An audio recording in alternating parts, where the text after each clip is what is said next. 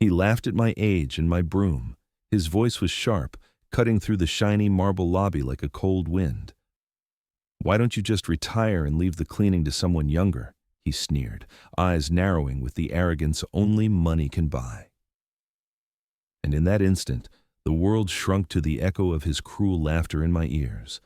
Maybe you're finishing your rounds, checking the cameras, or closing the building while the world sleeps. Tell me, where are you watching from, and what time is it there? I promise, today's story will touch your heart. My name is Gloria Martinez, and I've spent the last 23 years as a janitor in the towering glass monument that is the Millennium Tower in downtown Chicago. Every morning at 4:30, while the city still dreams, I unlock the service entrance with keys that have worn grooves in my palm.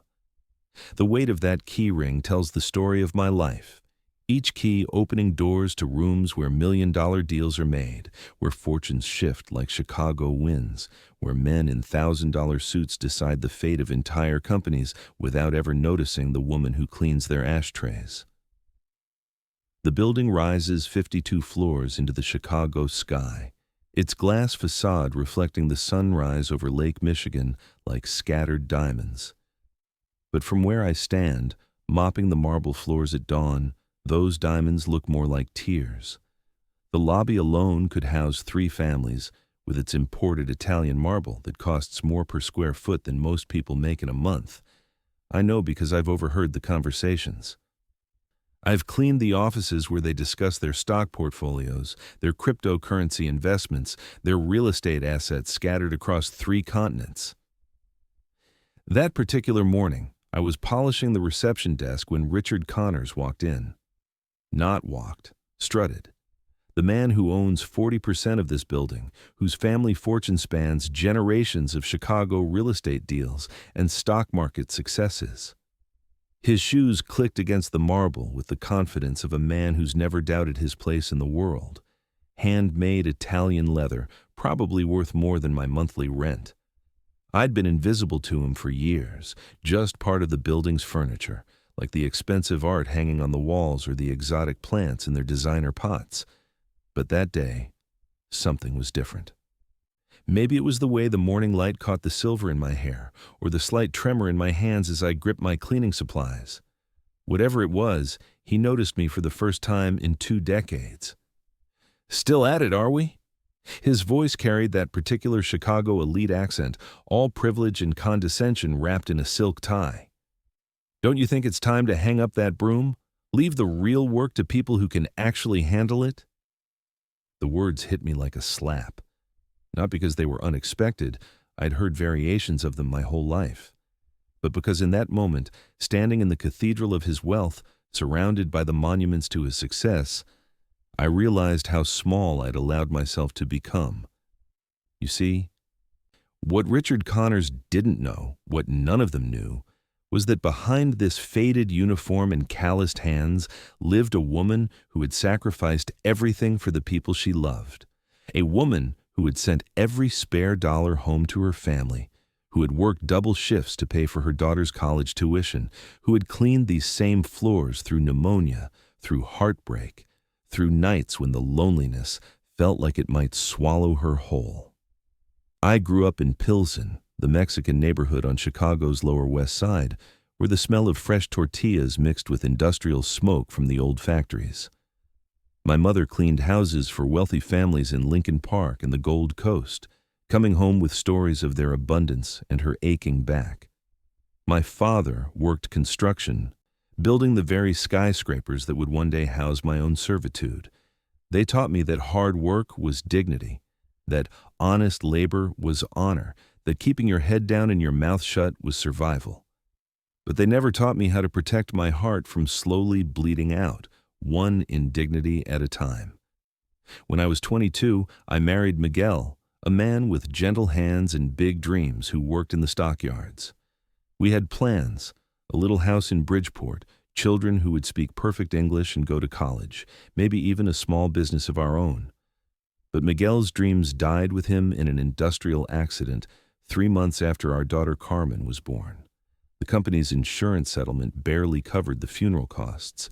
They're lawyers, probably educated in the same prestigious schools as the men whose offices I now clean. Found ways to minimize their liability, to reduce my husband's life to a legal footnote worth exactly $8,732. That's when I learned that in America, your worth is measured not by your heart, but by your bank account, not by your dreams, but by your net worth, not by your love, but by your assets. Carmen was everything to me, but Chicago in the 80s was no place to raise a child alone on a janitor's salary. My sister Rosa had married well and moved to Phoenix, where the schools were better and the streets safer. When Carmen was 5, I made the hardest decision of my life. I sent her to live with Rosa's family, visiting every few months when I could afford the bus ticket, calling every Sunday evening when the long-distance rates were cheaper. "Mommy, when are you coming to live with us?" Carmen would ask through the crackling phone line, her voice getting more distant with each passing year. First, the accent faded, then the Spanish, then the eagerness in her voice when she heard it was me calling. By the time she was 15, our conversations had shortened to polite updates about school and weather, two strangers connected only by blood and geography. But I kept working, kept scrubbing, kept sending money. $300 a month for Carmen's clothes and school supplies, $500 for Rosa's mortgage when her husband lost his job, $1,000 when Carmen needed dental work. Every dollar I sent was a prayer, a promise, a piece of my soul traveling across the desert to keep my daughter's world afloat, while mine slowly sank into the shadows of other people's success. The night shift became my refuge. While the city slept, I walked through the empty offices of Millennium Tower, past conference rooms where the remnants of power lunches lay scattered on mahogany tables. Investment portfolios left open on desks showed numbers that made my eyes water, not from envy, but from the sheer impossibility of such wealth. One client's Bitcoin holdings alone could have bought every house on the block where I grew up. Another kept a casual million in dividend-yielding stocks, earning more in annual interest than I made in a decade. I learned to read their world through their waste. Stock reports in trash cans told stories of fortunes made and lost in single trading days. Champagne bottles celebrated mergers worth hundreds of millions. Discarded business cards connected networks of influence that stretched from Chicago's financial district to Wall Street and beyond. Their casual conversations about diversifying the portfolio or liquidating some assets represented more money than existed in my entire family tree. But money wasn't the only thing that flowed freely in their world. Contempt was just as abundant. Gloria, right? Mrs. Helena Winters, Richard Connor's business partner and the building's real estate queen, stopped me one evening as I emptied her office wastepaper basket. She was working late again, her computer screen glowing with property values and investment returns that would have made my mother weep. 20 years here, and I still don't know your last name. Martinez, I said quietly, not looking up from my work. Martinez, she repeated, as if testing how the syllables felt in her mouth. Well, Martinez, make sure you get that coffee stain out of the carpet by my desk. It's Persian, worth more than... Well, you understand. I understood. I understood that in her mind, I was worth less than thread count, less than imported fabric, less than the annual maintenance on her BMW. But I also understood something she didn't, that behind my silence lived a woman who had held dying dreams in her hands and kept breathing anyway. The worst humiliations came disguised as kindness.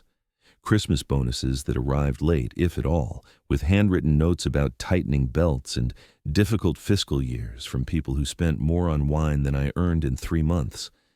Thanksgiving turkeys donated to The Help as if gratitude could be parceled out like holiday charity.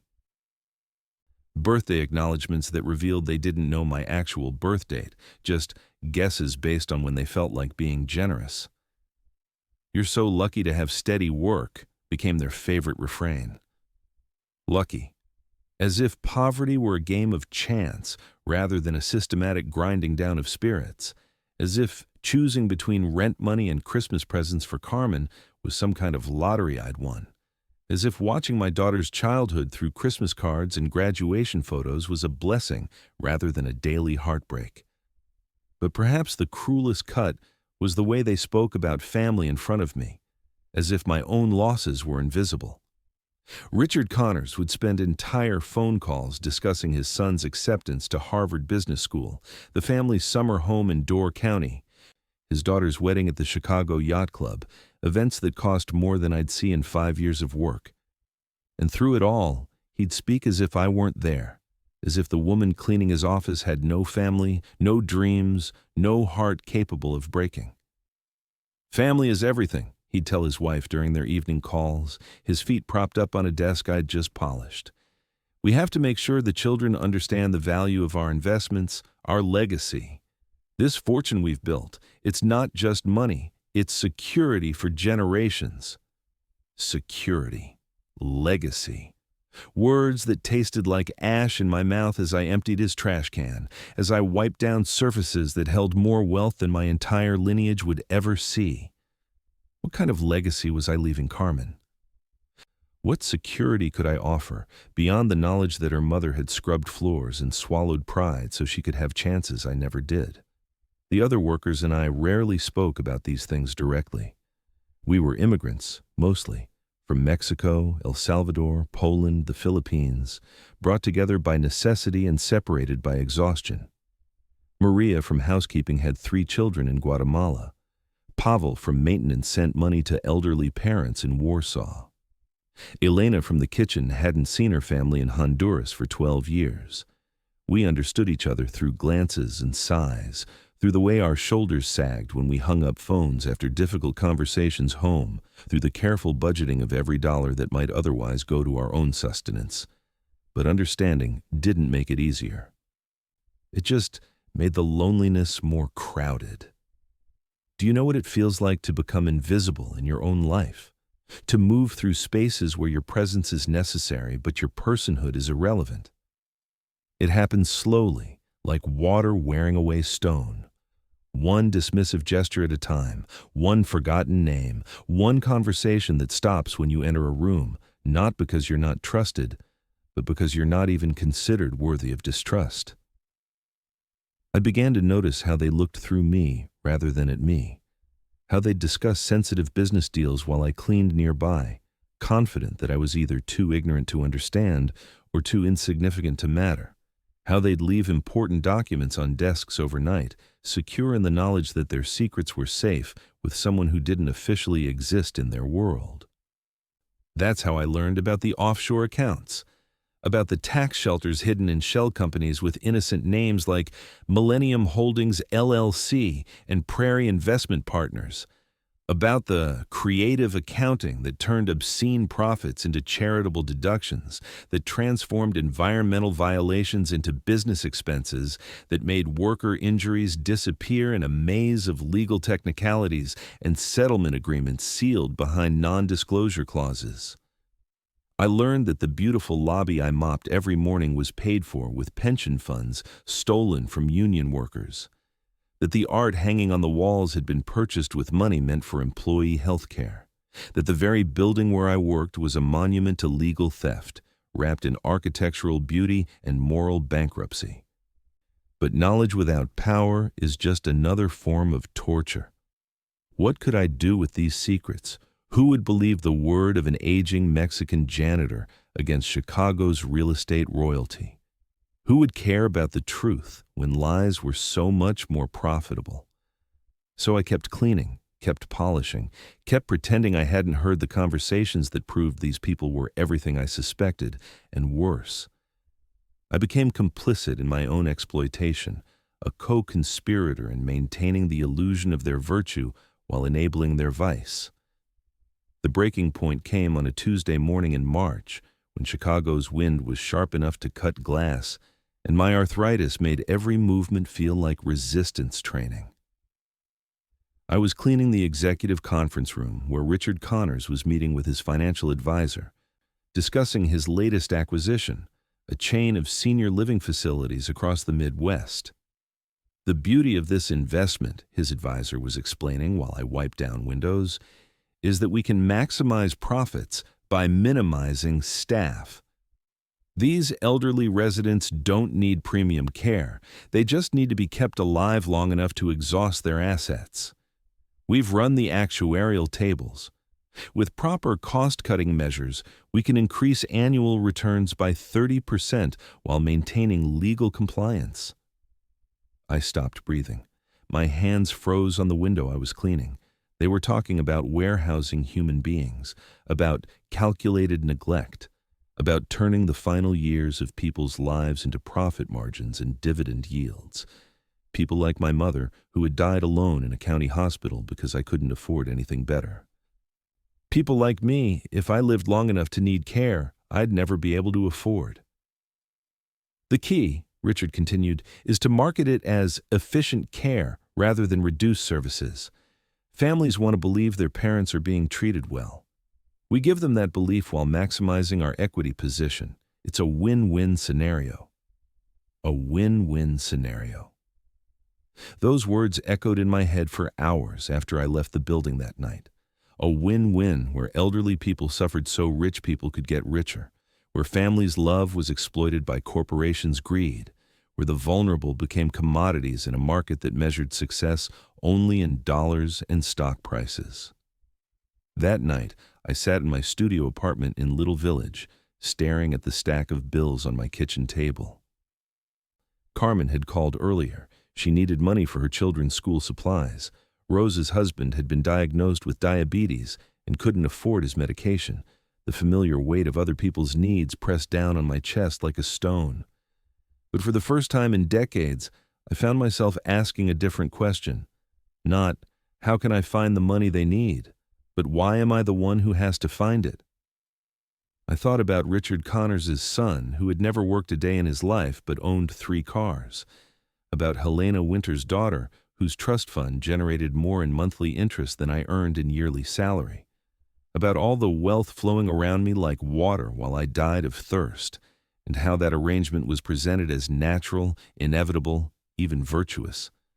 That's when something inside me cracked. Not broke. Cracked. Like ice beginning to thaw after a long winter. For the first time in my life, I allowed myself to feel angry instead of grateful, resentful instead of humble, worthy instead of disposable. The next morning, when Richard Connors made his casual comment about my age and my broom, the crack widened into something that felt dangerously like strength. Still at it, are we? Don't you think it's time to hang up that broom? Leave the real work to people who can actually handle it?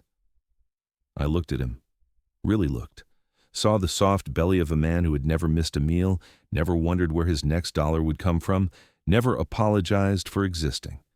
Saw the manicured hands that had never held anything heavier than a pen or a martini glass. Saw the face that had never reflected on its own mortality, because wealth had always provided the illusion of immortality. And instead of the usual shame, I felt something I hadn't experienced in 23 years of service, the absolute clarity of my own dignity. "Mr. Connors," I said, my voice steady as lake ice, "I've been handling real work since before your trust fund started earning dividends. But you're right about one thing. It might be time for a change." He laughed. That same sharp, dismissive laugh that had haunted my dreams for decades. But this time, it sounded different, smaller, more desperate than cruel. The laugh of a man who had never been challenged by someone he considered beneath his notice. "Change?" he repeated, as if the word were foreign. "What kind of change could you possibly manage?" I smiled then. The first genuine smile I'd felt in years. The kind you can't buy, Mr. Connors, the kind that doesn't show up in your portfolio or your financial statements, the kind that makes a person sleep well at night. That evening, I did something I'd never done before.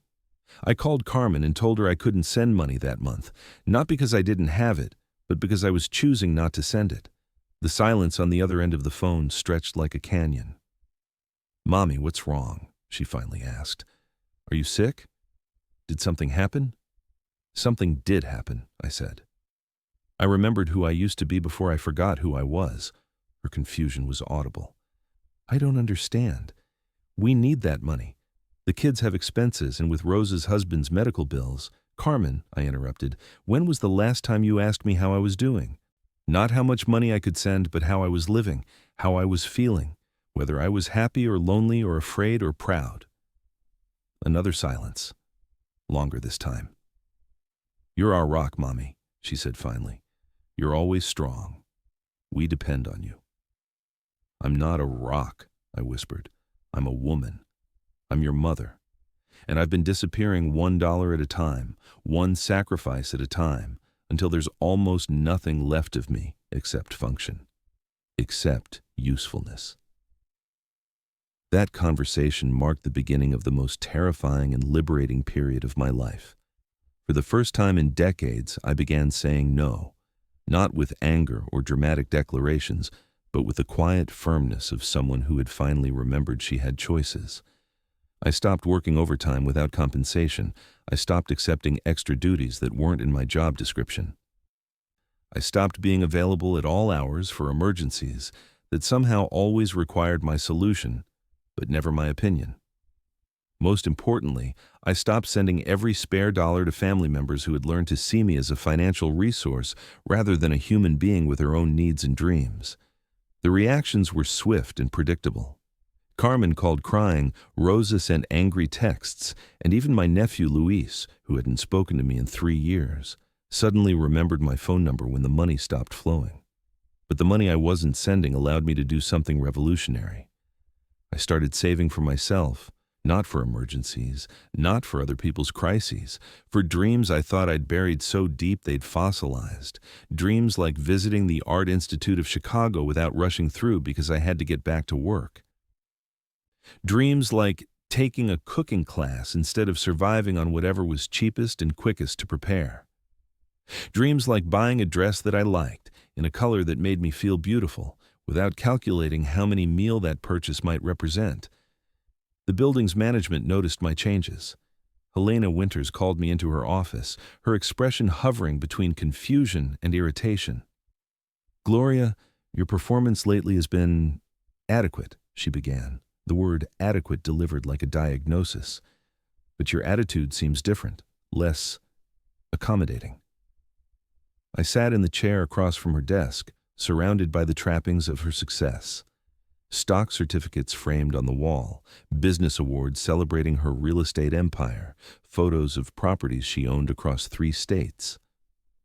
Her computer screen showed a cryptocurrency wallet with enough Bitcoin to buy a small country. I'm doing my job, I said simply. The same job I've done for 23 years. Yes, but you're doing it differently. More mechanically. Where's the personal touch? The extra mile? The commitment we've come to expect from you? The commitment they'd come to expect, not appreciate. Expect. As if my dedication were a natural resource they were entitled to extract without compensation or acknowledgement. Mrs. Winters, I said, I've given this building 23 years of personal touches and extra miles. Maybe it's time for someone else to show some commitment. Her face shifted through several expressions, surprise, irritation, something that might have been respect, then settled into the cold calculation that had made her fortune.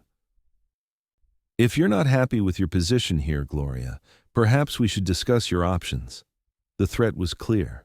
Submit or leave, return to grateful invisibility, or face unemployment at an age when finding new work would be nearly impossible. It was the same threat that had kept me compliant for decades, the fear that had made me accept every indignity as the price of survival. But something had changed in me. The woman who had sent her daughter away to give her better opportunities, who had worked through illness and exhaustion because people depended on her strength, who had built a life of service on the foundation of her own sacrifice. That woman was still there. But she was no longer alone. She was accompanied by someone new, someone who refused to apologize for existing. Mrs. Winters, I said, standing up from the chair, I'll consider my options, all of them. That weekend, I did something I hadn't done in decades. I went shopping. Not for groceries or cleaning supplies or practical necessities. I went shopping for Gloria. I bought a sweater in a shade of blue that reminded me of Lake Michigan on a clear morning. I bought earrings that caught the light when I moved my head. I bought a book, not because it was educational or improving, but because the cover intrigued me, and I wanted to get lost in someone else's story for a while. But the most important purchase was the smallest, a notebook with a cover that said, "Dreams don't have expiration dates." Inside, I began writing. Not letters to family asking about their needs, not lists of bills to pay or problems to solve. I wrote about the woman I used to be and the woman I wanted to become. I wrote about the art classes I'd always wanted to take, about traveling to places I'd only seen in magazines, about learning to dance again, not for anyone else's pleasure, but for the joy of feeling my body move to music instead of the rhythm of other people's demands. Most importantly, I wrote about forgiveness, not for the people who had used me. They could carry their own guilt. I wrote about forgiving myself, for disappearing, for accepting crumbs and calling them banquets, for believing that my worth was measured by my utility rather than my humanity. The changes at work continued. I arrived exactly on time instead of early. I left exactly when my shift ended instead of staying late to finish tasks that weren't urgent.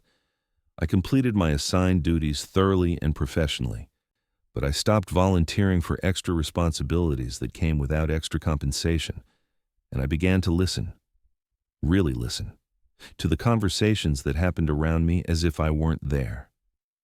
That's how I learned about Richard Connor's real problems, the federal investigation into his business practices, the whistleblower who had provided evidence of financial irregularities, the SEC inquiry that was threatening to freeze his assets and audit his cryptocurrency holdings, the family trust that might be subject to seizure if criminal charges were filed.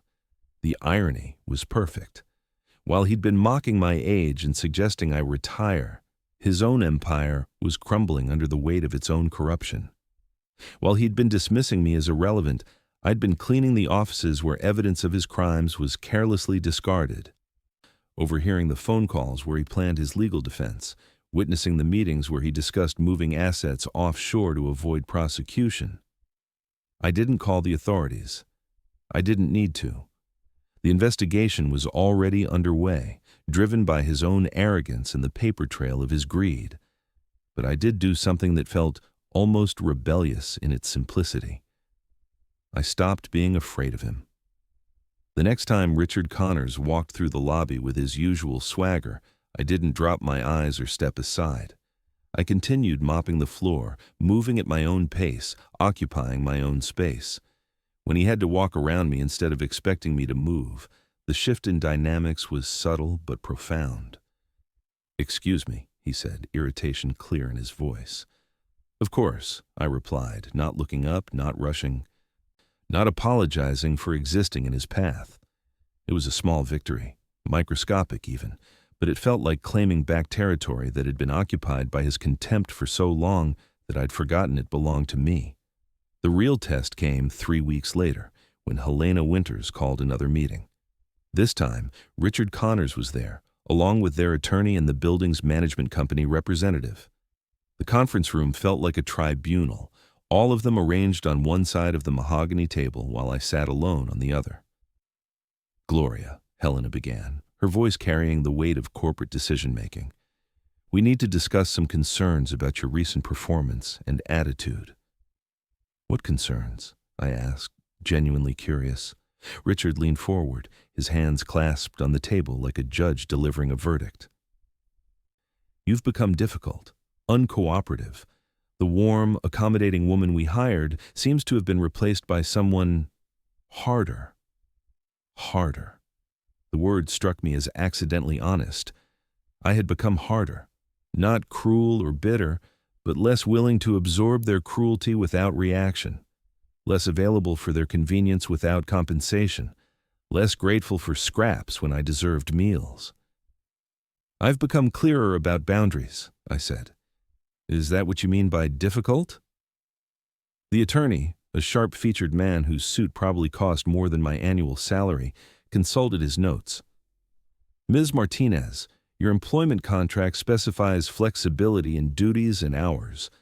Your recent adherence to strict scheduling parameters could be considered a breach of that flexibility requirement. I almost laughed. After 23 years of flexibility that stretched me to the breaking point, they were threatening me for establishing basic professional boundaries. But instead of laughter, I felt something more useful: clarity. Could you show me where in my contract it specifies that flexibility means being available 24 hours a day without additional compensation? I asked. Or where it defines my duties as including personal errands, family event setup, and emotional labor that isn't part of janitorial services? The silence that followed was thick with surprise. They weren't accustomed to their employees knowing their rights, much less articulating them clearly.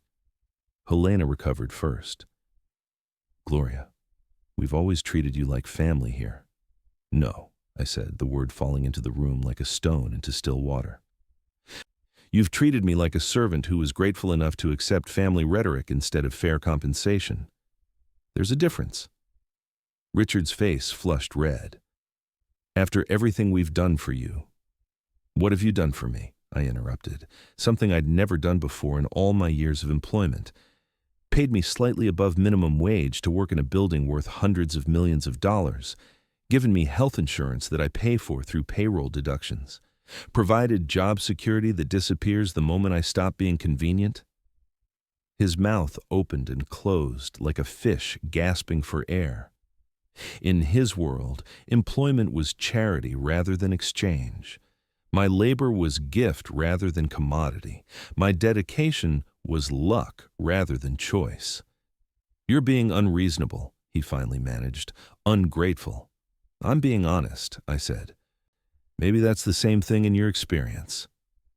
The meeting ended with veiled threats about restructuring positions and budget constraints that might affect my employment. Standard intimidation tactics designed to restore the power balance they felt slipping away. But their threats felt empty, desperate even, like the warnings of a bully who had just realized his victim was no longer afraid. As I left the conference room, I felt something I hadn't experienced in decades. Pride. Not the humble pride of endurance or the quiet pride of service, but the fierce pride of self-respect. The pride of a woman who had stopped apologizing for taking up space in her own life.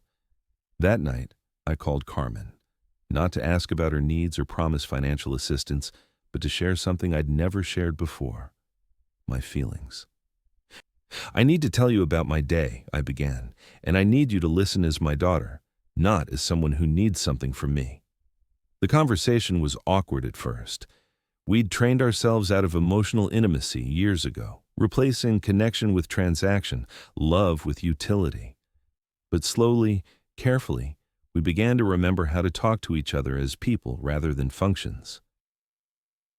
Mommy, she said toward the end of our call, I think I forgot that you had feelings about your own life. I'm sorry. I forgot too, I admitted, but I'm remembering now. The changes accelerated after that. I enrolled in a community college art class, something I'd dreamed about for 40 years but never prioritized above other people's needs. I joined a reading group at the local library, surrounding myself with women who saw books as doorways rather than escapes from responsibility. I even started dating, tentatively, nervously, but with a revolutionary idea that I deserved companionship that added joy to my life rather than demands. His name was Eduardo, a retired teacher who volunteered at the community center where I'd started taking those art classes. He was gentle in the way of men who had spent their lives nurturing other people's growth rather than exploiting their weaknesses. When he laughed, it was with me, not at me. When he spoke about his past, it included struggles and disappointments alongside achievements. He treated my stories as valuable, my opinions as worthy, my presence as a gift rather than a service. You light up when you talk about your art, he told me during one of our early coffee dates. It's like watching someone come alive. Coming alive.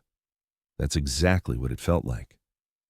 After decades of existing in the margins of other people's lives, I was remembering what it meant to inhabit my own.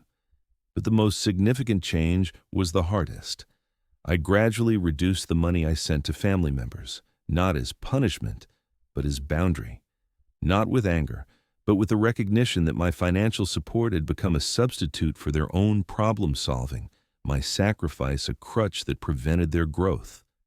The reactions were predictable and painful. Tears, accusations, guilt trips designed to restore the familiar dynamic where my worth was measured by my willingness to give until it hurt. But for the first time in my adult life, I held firm. Not because I loved them less, but because I was learning to love myself enough to have something left after caring for others. "You've changed," Rosa accused during one particularly difficult phone call. "You've become selfish." "I've become balanced," I corrected. "There's a difference." The balance felt foreign at first, like learning to walk again after decades on crutches. But gradually, it began to feel natural, revolutionary, but natural. I was discovering that caring for myself didn't diminish my capacity to care for others. It enhanced it.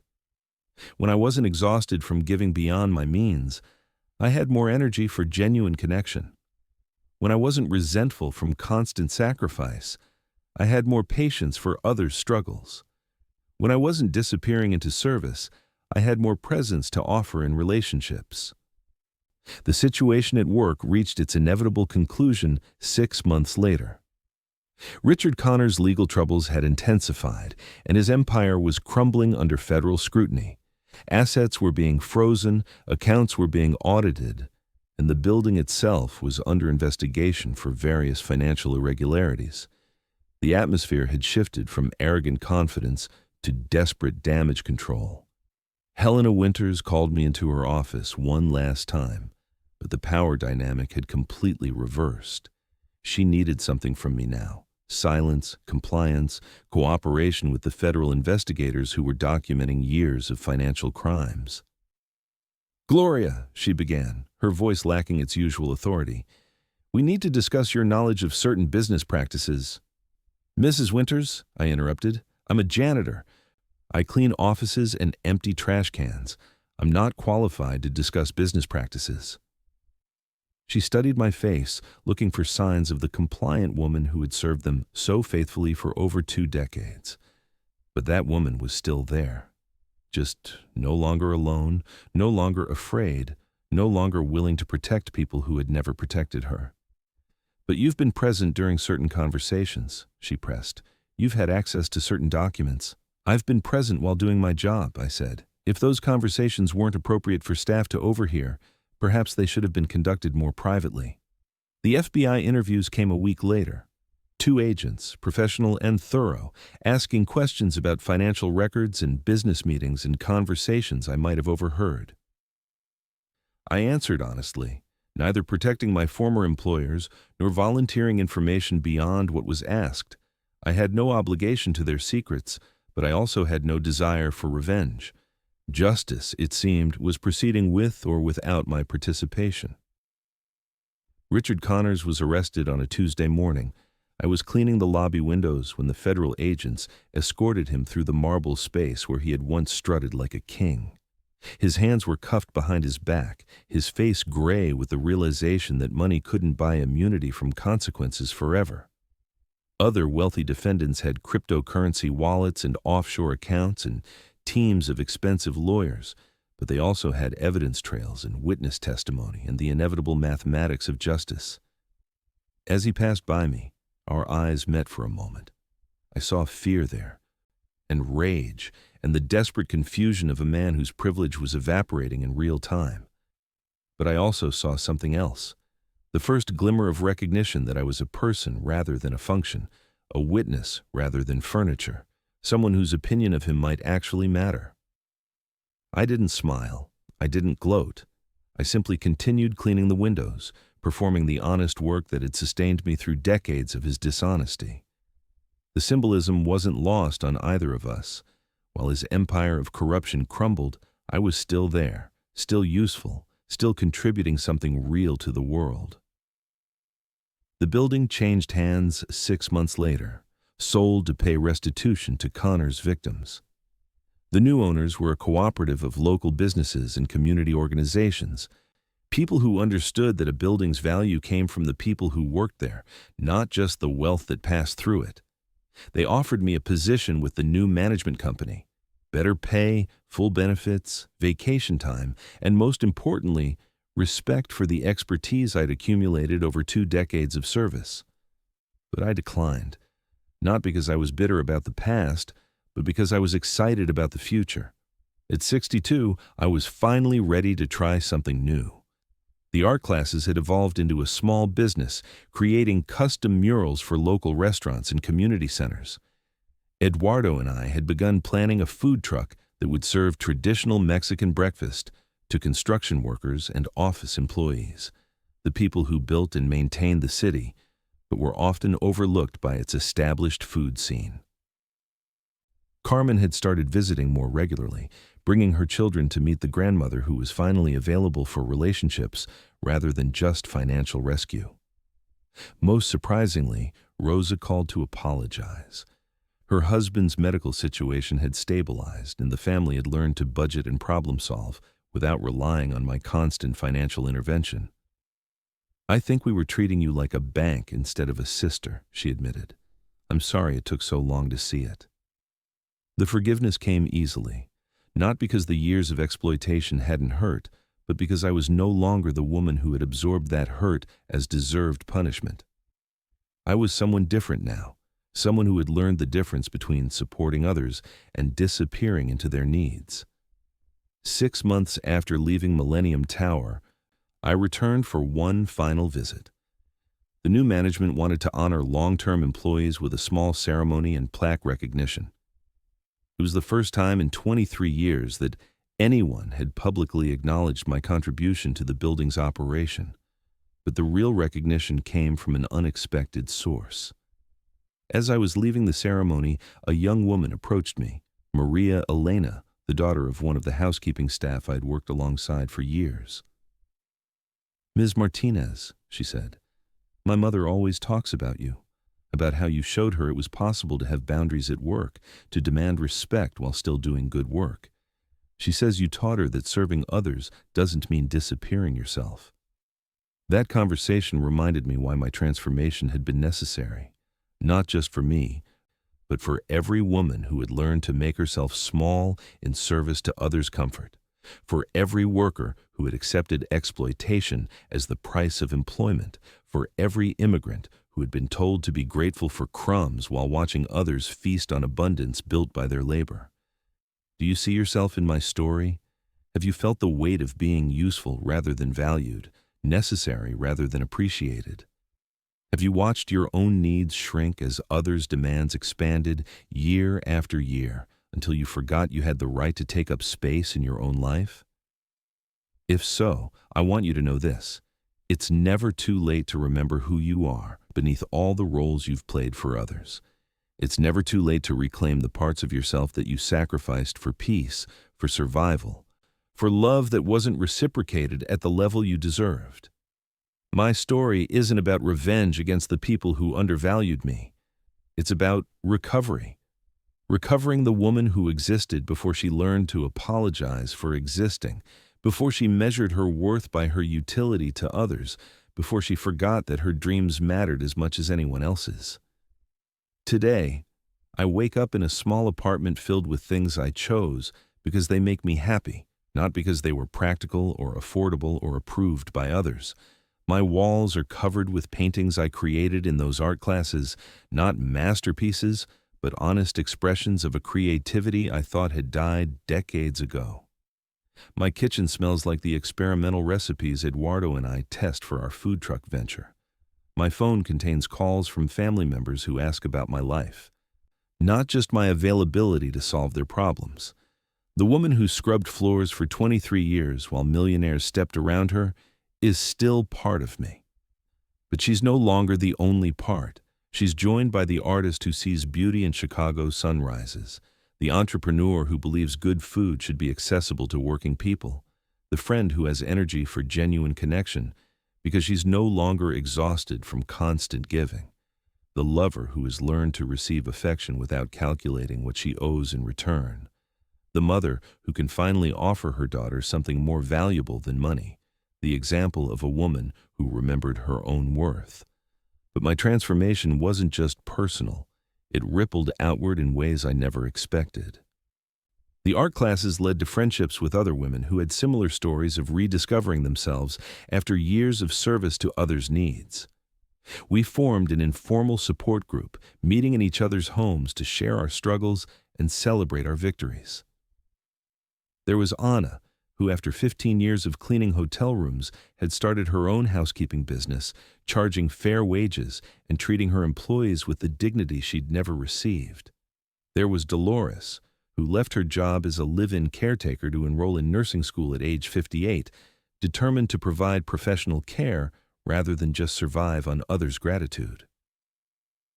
These women understood what I had learned, that there's a difference between choosing to serve and being trapped in servitude. The difference lies not in the work itself, but in the recognition of your own agency, your own worth, your own right to fair treatment and mutual respect. Eduardo and I officially launched our food truck, Gloria's Dawn, 6 months after I left Millennium Tower.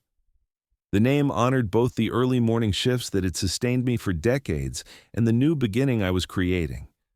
We positioned ourselves outside construction sites and office buildings, serving fresh breakfast burritos and strong coffee to workers who reminded me of my younger self, hard-working people who deserved good food even when they couldn't afford to eat in fancy restaurants.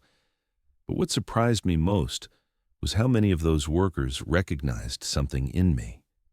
Maybe it was the way I remembered their orders without writing them down, or how I always packed extra napkins knowing their work was messy, or simply that I looked them in the eye when I handed over their change. Word spread among Chicago's working community about the food truck run by a woman who understood what it meant to work hard for a living. "You get it," said Tommy, a roofer who became one of our regular customers. "Most places, they look at us like we're dirty before we even order. You look at us like we're people." People. Such a simple word that had taken me 6 decades to fully understand applied to me, too. Carmen called one evening with news that shifted something fundamental in our relationship. "Mommy," she said, her voice different, lighter somehow. "I've been thinking about what you said, about how we never ask how you're doing, and I realize I don't really know you anymore. The real you. Not just the mother who solved our problems." "What would you like to know, Micha?" I asked, surprised by the question. "Everything," she said. "What makes you laugh now? What scares you? What do you dream about when you're falling asleep?" We talked for 3 hours that night, not about money or crises or practical needs, but about dreams and fears and the small daily joys that make life worth living. I told her about Eduardo's gentle humor, about the satisfaction of creating something beautiful with paint and canvas, about the customers who had become friends at the food truck. She told me about feeling trapped in her marriage, about dreams of going back to school, about fears that she'd inherited my pattern of disappearing into other people's needs. We cried together, not tears of crisis or emergency, but tears of recognition, of finding each other again after years of existing only in relation to our mutual utility. "I want to come visit you," she said, "not because I need anything, but because I miss you. The real you, whoever that is now." Her visit 2 months later was a revelation. For the first time in her adult life, Carmen saw me in my own environment, living my own life. She came to the food truck and watched me interact with customers, joking with Eduardo, moving through my work with an easy confidence she'd never seen before. She sat in my small apartment surrounded by my paintings, my books, the physical evidence of a life I was choosing rather than enduring. "You're different," she said on her last night, "not different in a bad way, more present. Like you're actually living in your own life instead of just managing everyone else's." "I'm learning how," I told her. "It's harder than it sounds." "Can you teach me?" she asked, and in that question, I heard the little girl who used to ask when I was coming to live with them. But this time, instead of feeling the familiar stab of guilt and inadequacy, I felt hope.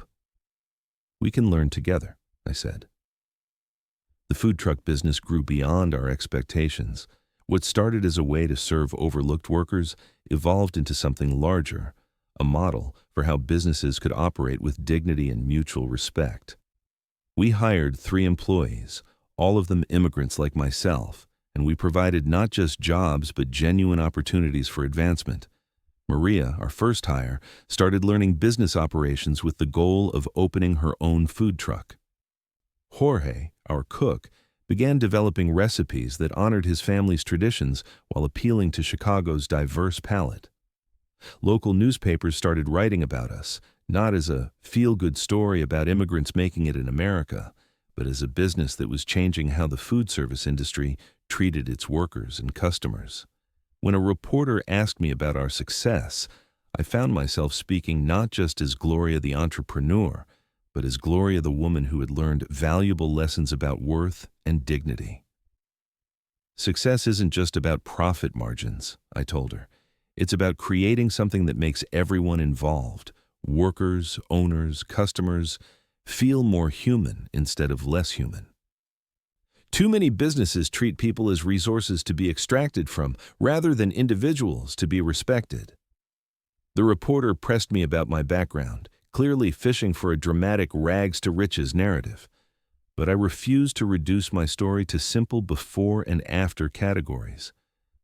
"I was never poor in spirit," I clarified. "I was economically vulnerable, and I was treated as if that vulnerability made me less worthy of respect. There's a difference. Poverty doesn't make you less human, but the way society responds to poverty often tries to convince you that it does. My journey wasn't from poor to successful. It was from invisible to present, from apologizing for existing to claiming my right to take up space in the world." That interview led to speaking invitations at community centers, women's shelters, and immigrant rights organizations.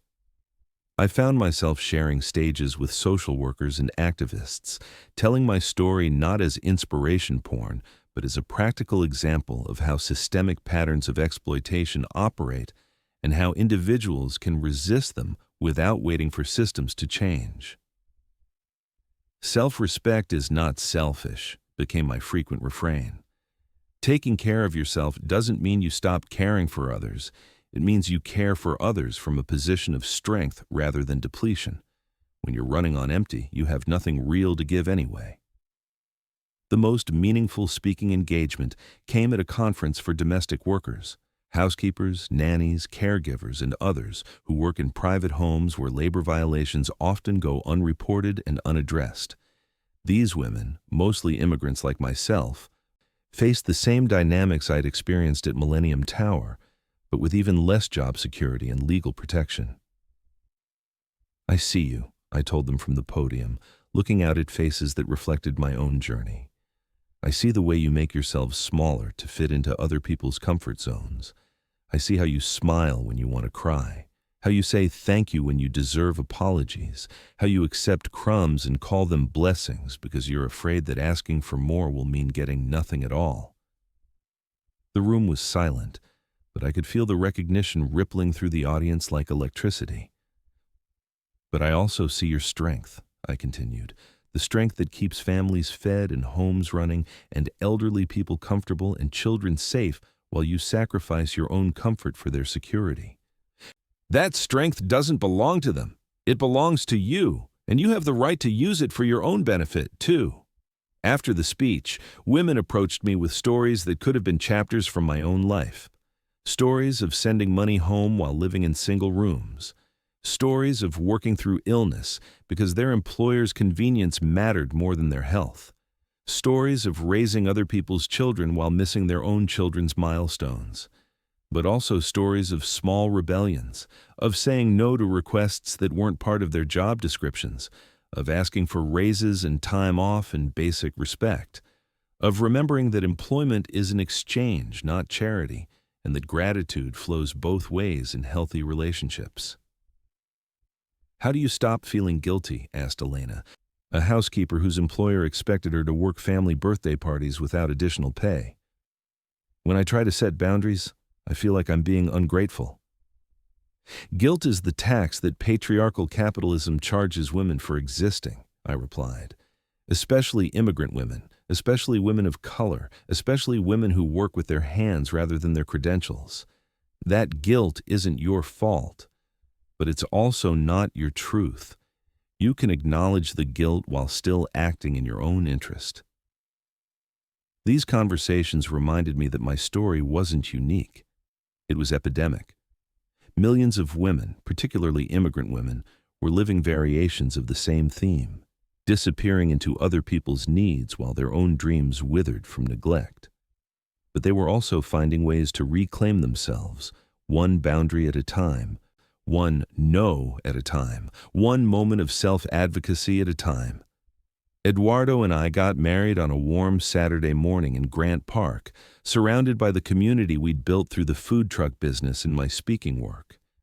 It wasn't a lavish affair, just 50 people who actually knew us and wanted to celebrate our happiness rather than fulfill social obligations. Carmen walked me down the aisle, and reversal of traditional roles that felt perfect for our relationship's evolution from transaction to genuine connection. The wedding itself became a symbol of the life I was choosing, a celebration that reflected my values rather than others' expectations. We served food from our truck, hired mariachi musicians from the community center, and asked for donations to a domestic workers' rights organization instead of traditional gifts. Every decision was made based on what brought us joy rather than what looked impressive or fulfilled conventional requirements. But perhaps the most significant moment came during the reception when Helena Winters appeared unexpectedly among our guests. I hadn't seen her since the FBI interviews, and her presence felt surreal in the context of my new life. "Gloria," she said, approaching Eduardo and me with obvious discomfort, "I hope I'm not intruding. I read about your business in the Tribune, and I wanted to apologize." I studied her face, looking for signs of calculation or manipulation, but found only what appeared to be genuine regret. "Apologize for what, specifically?" I asked, not making it easy for her.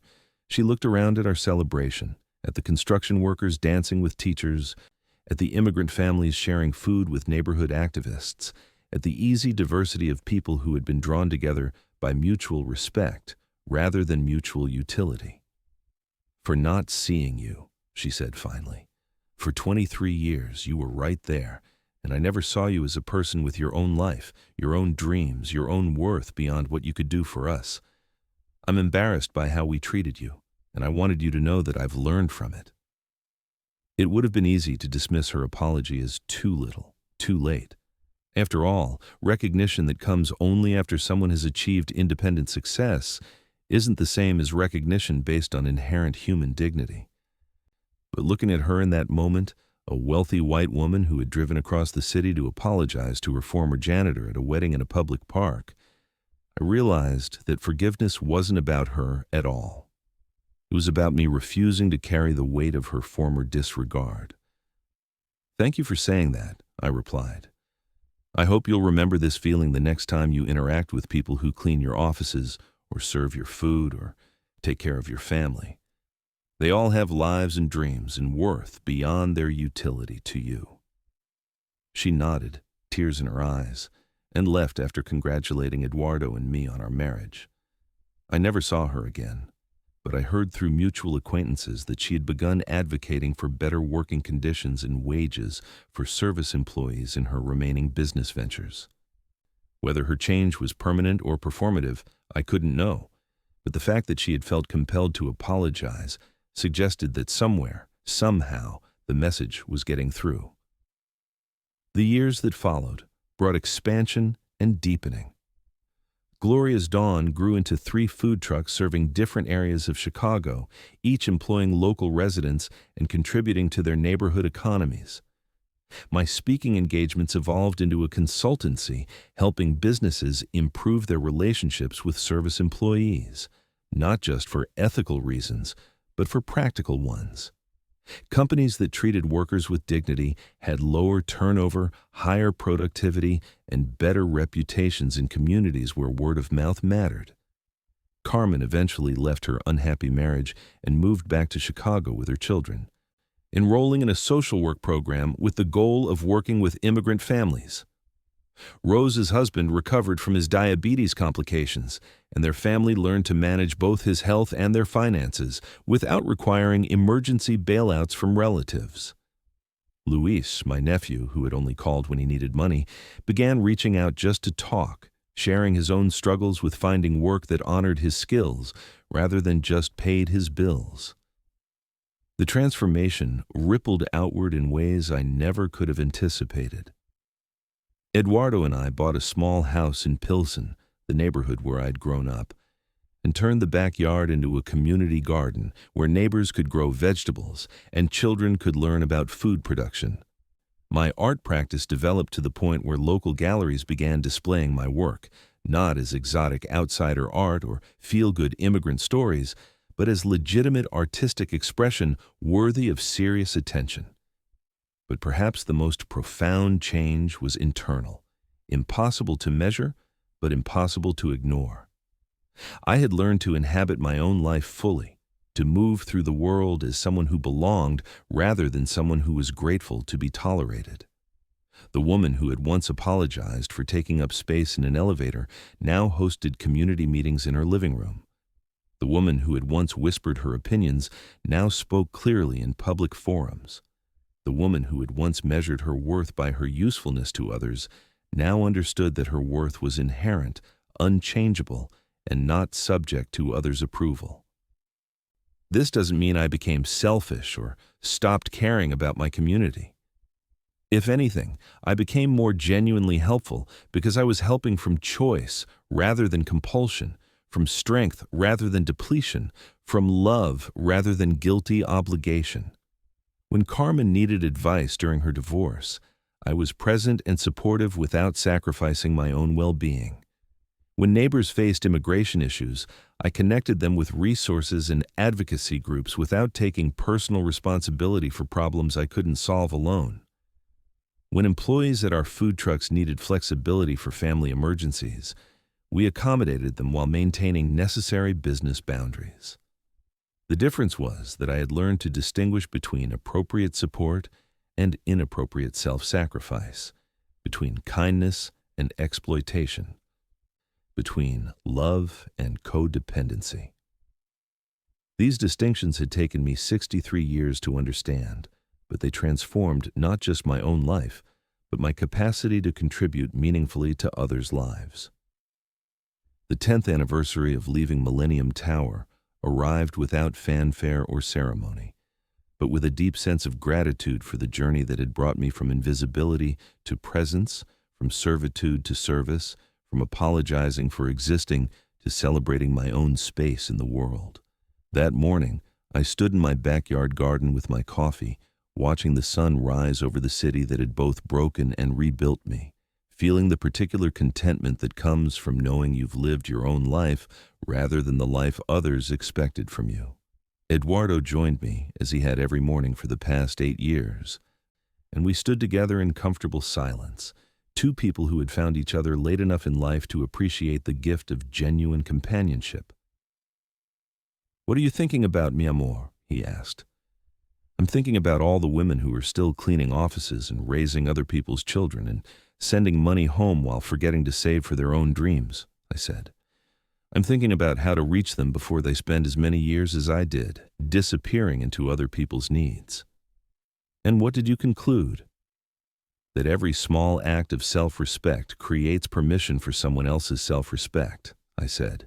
"Every time I charge fair prices for our food, I'm showing other women business owners that they don't have to undervalue their work. Every time I set a boundary with family members, I'm demonstrating to my daughter that love doesn't require self-erasure. Every time I take up space without apologizing, I'm giving other women permission to exist without shrinking themselves." We stood there for a while longer, watching the city wake up, knowing that somewhere in those awakening buildings were women like the woman I used to be, Women scrubbing floors while million-dollar deals were made around them. Women sending paychecks to family members while living on hope and instant noodles. Women who had forgotten that their dreams mattered as much as anyone else's. For those women, wherever you are, whatever languages you speak, whatever floors you're currently scrubbing, your life belongs to you. Your dreams don't have expiration dates. Your worth isn't determined by your utility to others. You have the right to take up space in your own existence, to prioritize your own needs alongside others' needs, to remember that service to others doesn't require disappearance of yourself. It took me 23 years of service and 6 decades of life to learn these lessons. But you don't have to wait that long. You can start today with one small act of self-advocacy, one boundary, one no to a request that crosses your limits, one moment of choosing your own comfort over others' convenience. The revolution begins with refusing to apologize for existing. The transformation starts with remembering that you too deserve to live in the center of your own life rather than in the margins of others' lives. The liberation comes from understanding that caring for yourself isn't selfish. It's the foundation that makes genuine care for others possible.